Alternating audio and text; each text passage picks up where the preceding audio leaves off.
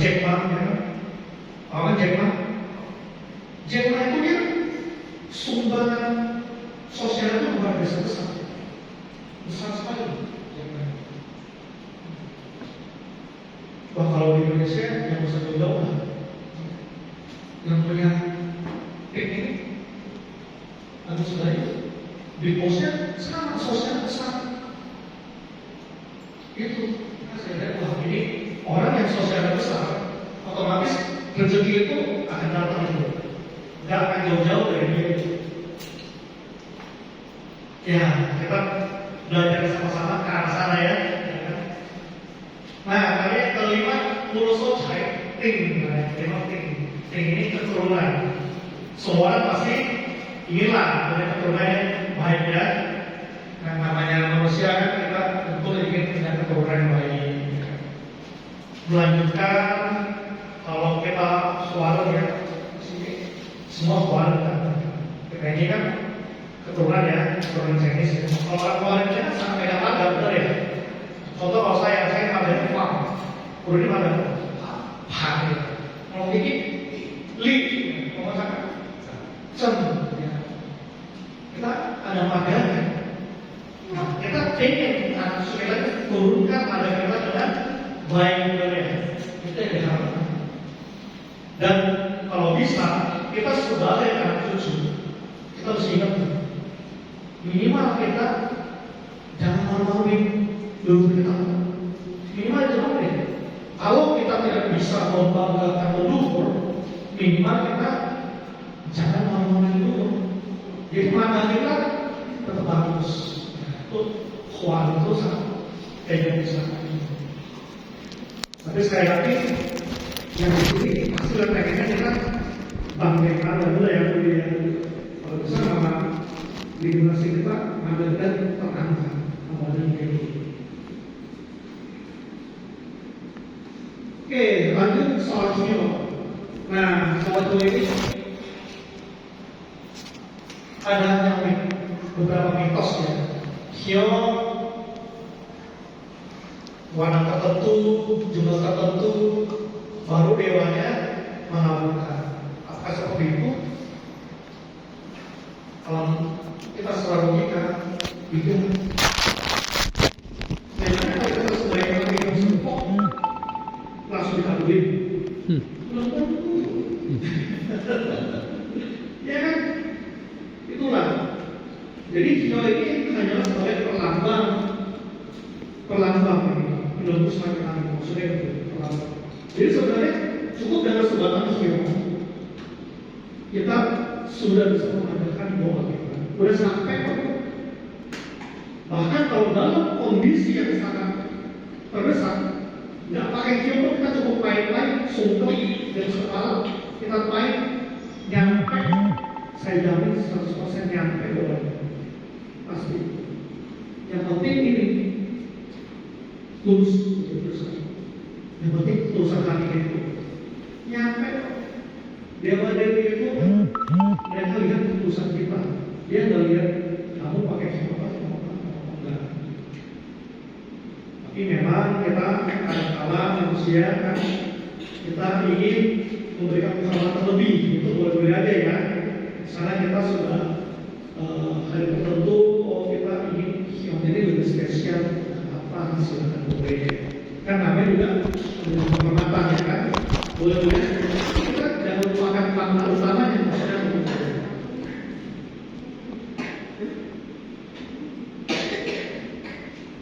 Jadi yang pertama dari sembahyang adalah ketulusan dan kemantapan hati. Yang tadi ya, Qiusen Tao Changxian. Penampilan sembahyangnya semua itu dapat dari namanya tradisi aja ya. Hanya untuk memeriahkan supaya altarnya yang dilihat gitu. Nah, saya harap kita juga bisa meneruskan ini kepada generasi yang lebih muda. Wah, hari ini saya senang di sini ada yang muda dan muda. Nah, jadi kita ini nggak putus generasi ini dan makin terbuka pikirannya. Jadi nggak lari kemana-mana ya. Jangan sampai kita ini tahayu, kita nggak mau kayak gitu. Kita ini mesti modern, umat damai modern. Mereka memahami prinsip supaya yang benar. Selanjutnya mungkin kita bisa menjabarkan ya, menjabarkan ke teman-teman kayak gini nih. Pemahaman kita mulai berubah itu sesuatu yang baik ya. Kalau kita mau telah dalam hati, ketulusan hati itu bagaimana bentuknya? Saya bisa menjelaskan ketulusan hati bagaimana bentuknya? Emang sih dibilang ketulusan hati, tapi kayak gimana ketulusan hati? Gimana bentuknya?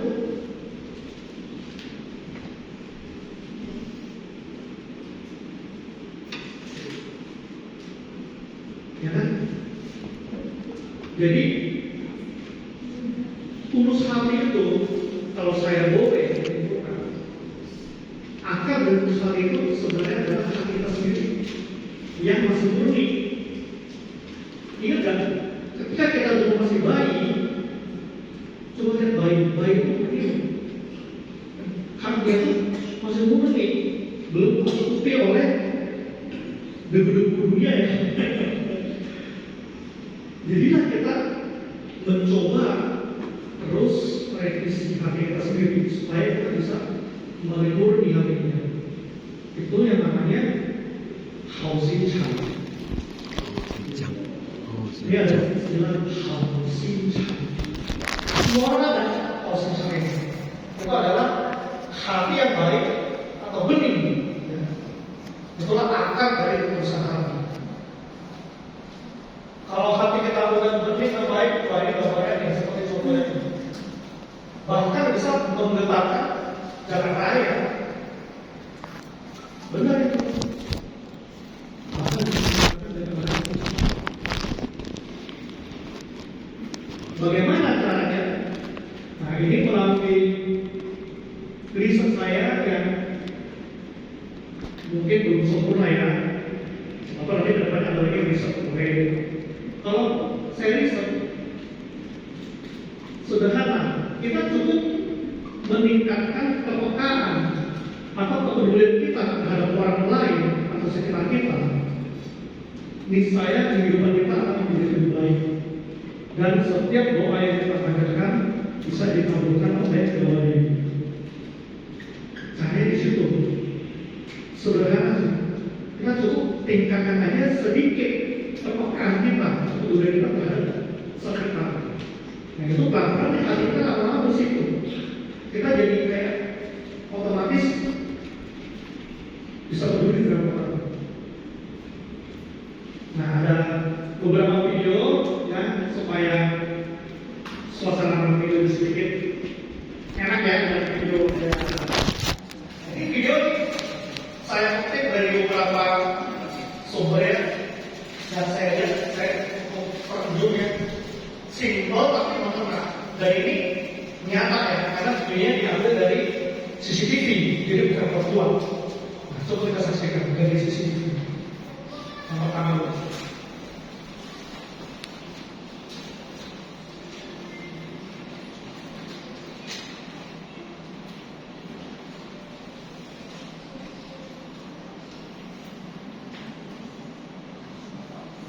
Kabarnya ada? Ada videonya. Video apa ya? Ah, mulai itu.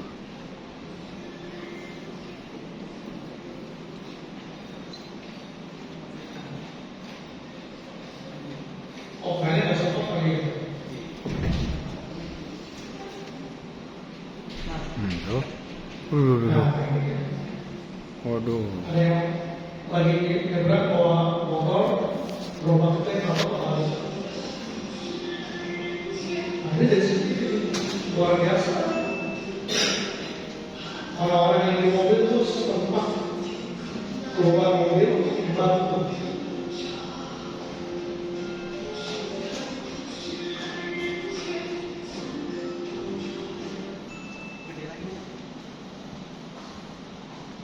Berikutnya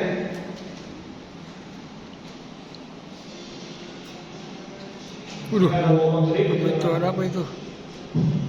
ada satu truk besar, dia langsung berhenti di depan lubang. Orangnya turun.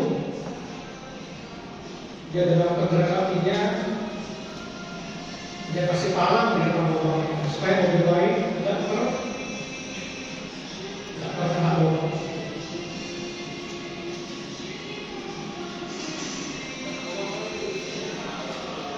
Sampai akhirnya ada penghargaan satu ini.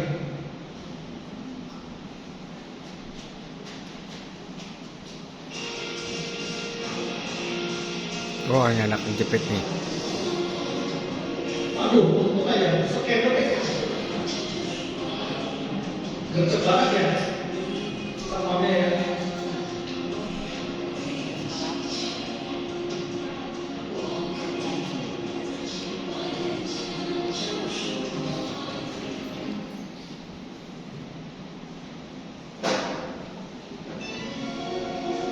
Ini ada yang itu mau naik. Lama-lama dia membantu.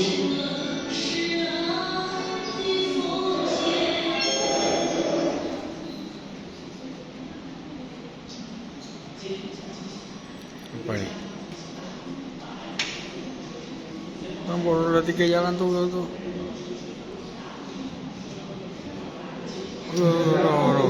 Berusaha sebegitunya untuk menghentikan mobil itu. Jalan terus tuh. Gerobak ya. Udah kena mobil.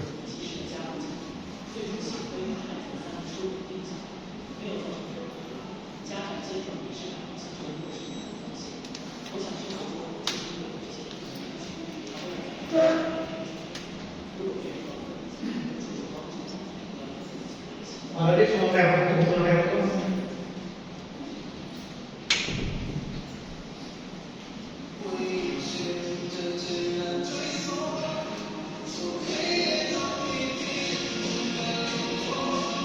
Pulang dulu. Dia pulang aja di sini.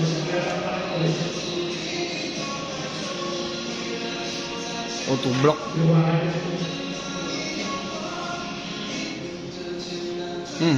Waduh.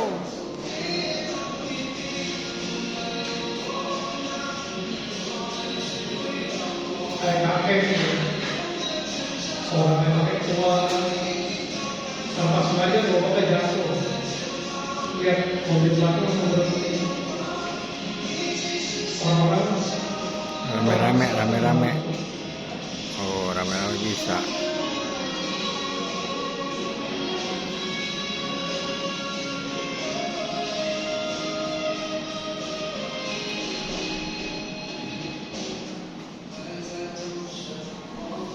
begitu tulis mereka harus. Baik warganya nih. Ya habis hidupnya. Ya kira-kira beberapa bulan banyak sekali. Cuma saya cuma ingin mengajak kita coba kita hati kita lebih peka, lebih peduli terhadap sekitar. Seperti video tadi itu begitu luar biasa ya. Ada tadi yang dia cuma naik motor tuh karena cuma lewat ya kan. Dia lihat ada gerobak mundur sendiri, langsung dia berhenti. Itu berarti kan hatinya itu luar biasa. Ya, kita mesti mencoba terus bisa seperti itu. Pasti kehidupan kita akan jadi lebih baik. Sebagai penutup dalam hal ini, saya ada kutipan dari kitab suci Dewa Hasan dalam sejak kecil. Bunyinya seperti ini: matahari dan rembulan ada penuh dan sakitnya. Nasib manusia ada pasang surut juga. Meskipun ini adalah takdir, tetapi yang berbudi, yang baik hati, yang belajar tahu, yang mungkin tahu, ketika nasib malam, siangnya dikurangi setengah. Ketika nasib jaya, detik 4 sampai 5 bagian. Ini kitab suci kata besar. Kurang lebih makanya kita semua bisa memahami ya. nasib takdir kita semua masing-masing punya. Kita semua masing-masing nggak bisa melawan takdir kita. Tapi minimal kita bisa menjadi orang yang baik hati, benar ya? Kita bisa menjadi orang yang berbudi. Itu kita bisa lakukan loh. Minimal ketika kita bisa menjadi orang yang baik, bisa menjadi orang yang berbudi. Ketika kita siangnya dikurangi setengah. Ketika kita lagi muncul, dilipatkan 4 sampai 5 bagian. Senang ya kalau sampai 5 bagian ya. Jangan lupa kalau ada yang dapat kopi 4 sampai 5 bagian, 1 bagiannya bagi ke saya boleh. Atau 1 bagiannya kita undang lagi rame-rame, kita cek-cekan ya. Kita makan-makan ya begini ya. Kita makan bagi-bagi kopi ya. Oke, jangan sampai di sini aja. Share saya pada malam hari ini. Share aja. Terima kasih semuanya. Namo Buddhaya. Namo Amitoto. Aja. Terima kasih.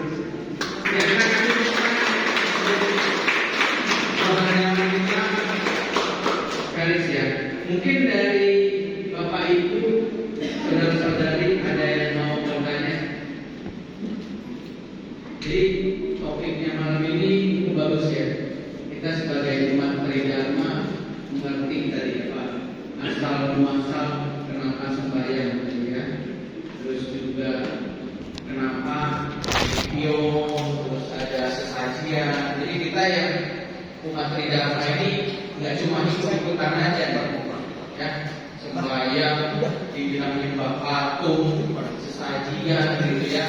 Jadi kita lebih mengerti lagi ya, kenapa ada sesajian, kenapa pakai video gitu ya. Tapi yang paling tadi kita sebutkan logiknya tadi ya. Jadi kita mau sembahyang berapa lama gitu ya, mau sembahyang kemana aja, tapi kalau hati kita nggak tulus ya nggak ada gunanya. Ya, mungkin dari Bapak Ibu ada yang mau bertanya atau mendiskusikan satu atau lain hal, boleh. Di mumpung kita masih banyak.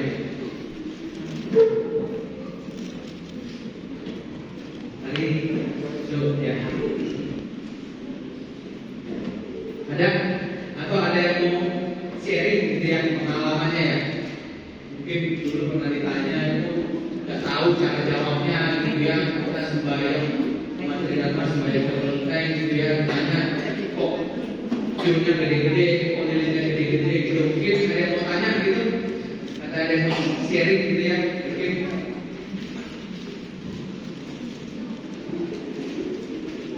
dan atau dari ini vokalis saya mau sampaikan. Ini jika saya foto bersama ya saya Kim, Kodi, ya, jadi lalu foto bersama. Apa? Hah? Oh, Ini dari ya, boleh, Kodi. Teman-teman ya, ini saya kenalin ini ada aktor bintang film. Bener nggak bohong saya? Bener-bener ini. Namanya Kristoho.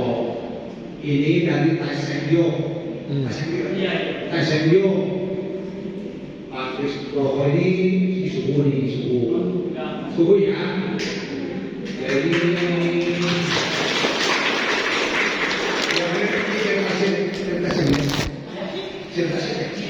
cerita kasih lentengnya ada di pasar. Iya, Dari Manado, asal Manado. Apanya dulu di Ocabio. Oh, Ocabio. Namanya di pasar. Ediloho. Saya ingat Pak Ediloho. Ya, Pak Ediloho ini anaknya. Ini ditangkap juga. Lihat nih. Ya. Mirip kita dengan siapa?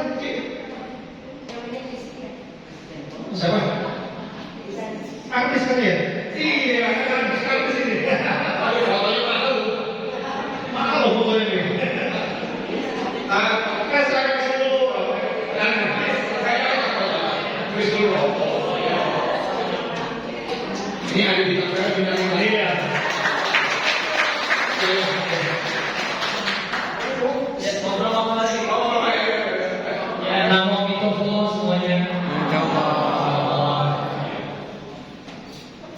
Chris. Ya, Ini beberapa minggu lalu kita sudah sempat ketemu di sini ya. sempat ketemu 12 Desember. 12 Desember ya. Iya. Ini saya lagi ingat nama artis itu. Oh, Joe Taslim betul ya? Ini dia sama Joe Taslim ya. Bukan, itu senior saya. Saya lebih junior. Ini juga ganteng ya. Sama dong. Orang Manado suka. Kalau Manado semua dari ganteng ya. Betul. Kalau kita ke Manado banyak juga yang ke saya. Oh, Ini loh. ya kalau tinggi banyak juga karena saya main basket di Manado rata-rata average tingginya lebih tinggi dibanding saya main di sini. Putih-putih lagi kayak gitu ya. Jangan loh. Oh, sudah ya? Oh, ini. Yang ini. Ini nggak nyangka nih saya mau datang bye-bye, ngobrol-ngobrol malah jadi maju ke depan sama cici-cici semua. Mungkin Iya, Kalau Chris bisa ceritakan sedikit. Tadi dari Manado ya. dari Manado ya. Kayaknya kita perlu tahu nih Lanta nih. Masih muda tapi sebaiknya kuat ya kan. Tadi perlu dibilang kalian suhu ya. Wah, ini boleh cerita. Bukan, suhu saya normal 36 derajat. Oh, kalau saya hari ini 36,5. Oh, masih normal kok kita sama-sama. Ada sedikit atas. Ada habis. Boleh cerita sedikit. Latar belakangnya, keluarganya, akhirnya masih tetap pada bertemu semuanya. Iya, kalau mau diceritakan sih di sini juga ada sesepuh-sesepuh yang masanya dengan almarhum saya ya, ketua partai kita, Klasen. Mungkin Klasen boleh berdiri.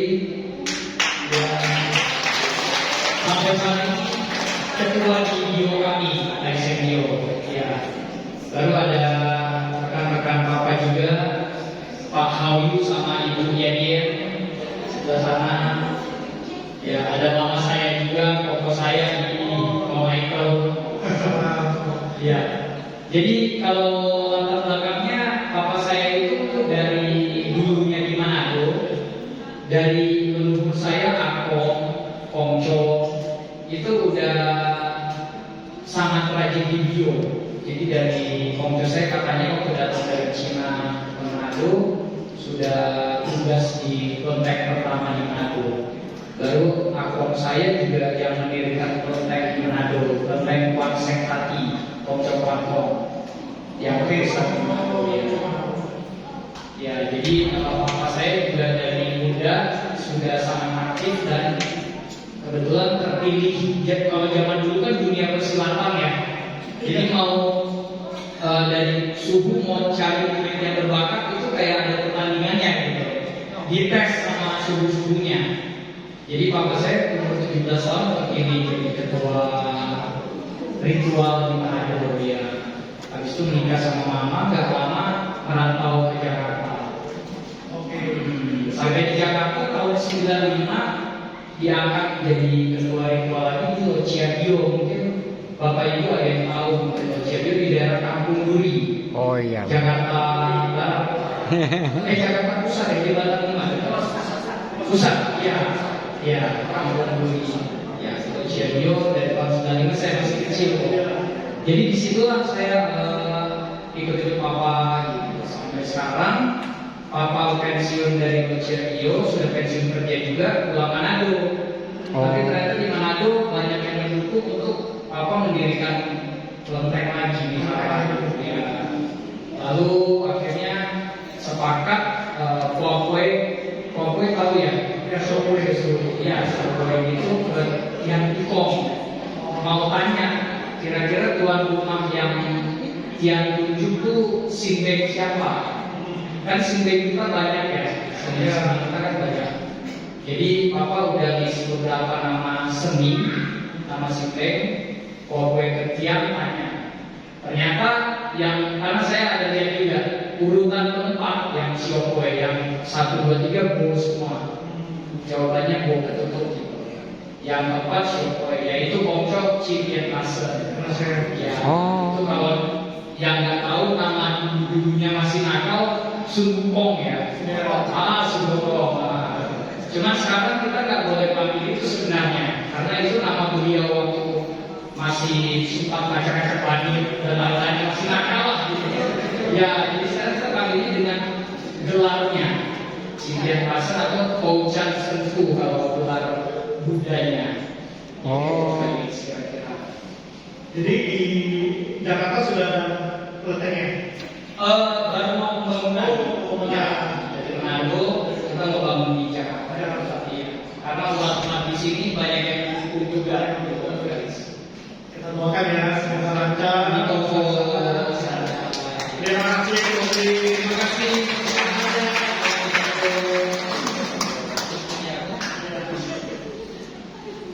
Nah, kemudian juga pada kesempatan ini ya, hadir juga ketua yayasan saya ya, ketua yayasan Sanggar Sinar Suci, tempat ibadah di dalam Sinar Suci. Baru mendarat beliau. Kok akam kalau saya panggil lagi? Kita duduk mana?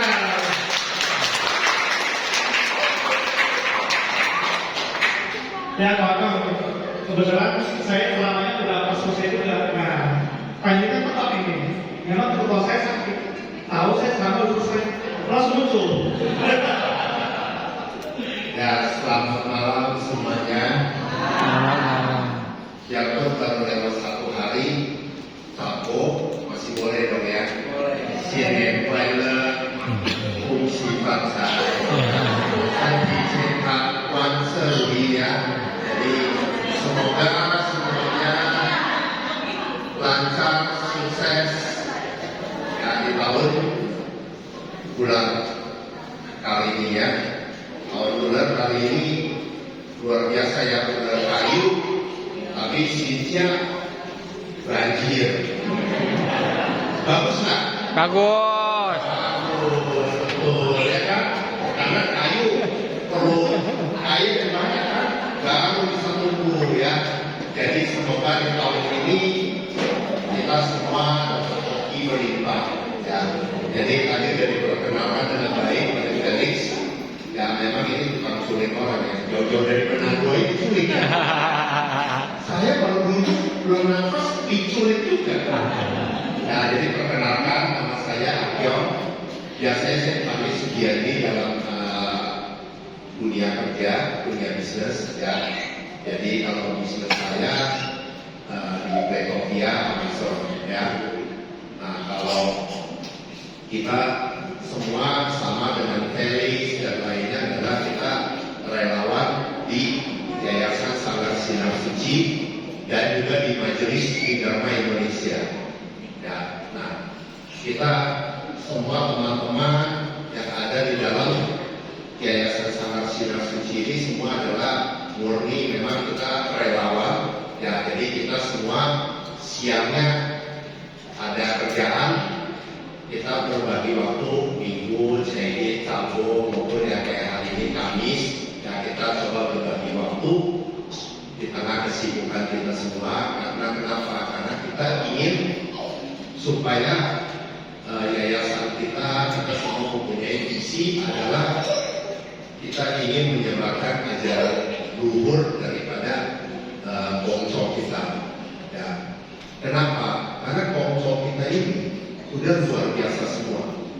5.000 tahun, bayangin sejarah panjang kita itu, kita jangan melihat, oh agama Kau munculnya kapan sih?